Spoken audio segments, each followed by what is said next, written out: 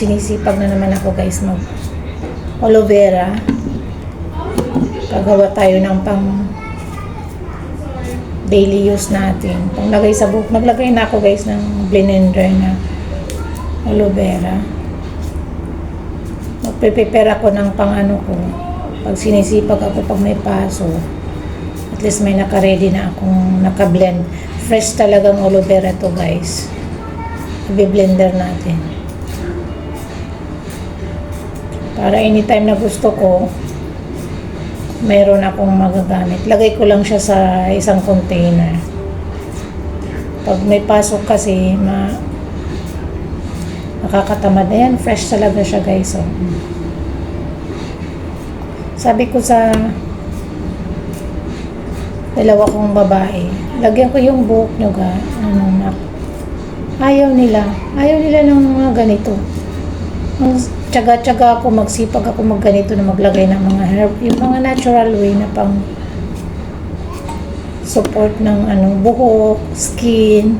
Nasipag ko man magawa ng mga ganito guys, matyaga, itong mga anak ko naman babae, ayaw. Disgusting. It's a disgusting mama. Disgusting. Natural ito guys. Aloe vera, just imagine yan. Oh. Bibili tayo ng aloe vera na mga ready-made, which is may mga halo na rin kahit papan. Ito fresh, i-blender natin. Tapos ito, magiging diba, liquidized. Ito, pinahid ko na sa hair. Sabi ko sa dalawa kong dalagingging, naklagyan ko yung hair nyo kasi sayang. Ayaw.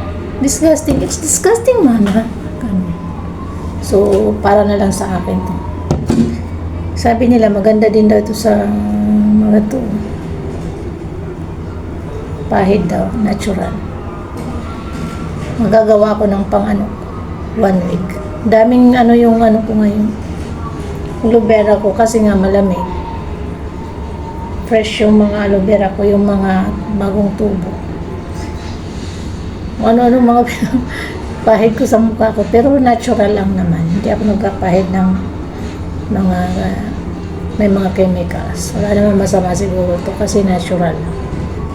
So yun lang guys. Mag-prepare ako ng isang bucket na ganito. Ready ko lang para anytime na gusto ko maglagay, mayroon akong ilalagay sa buhok.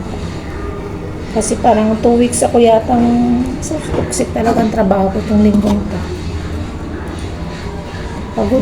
Pagod ako ng 2 week na to. Kaya walang oras talaga pag may pasok. Ngayon ako nagkaroon ng time. Monday ang off ko. So gagawa ako ng pang ko for few days. Hanggang sipagin ulit akong gumawa. Okay guys, let's go. Bye.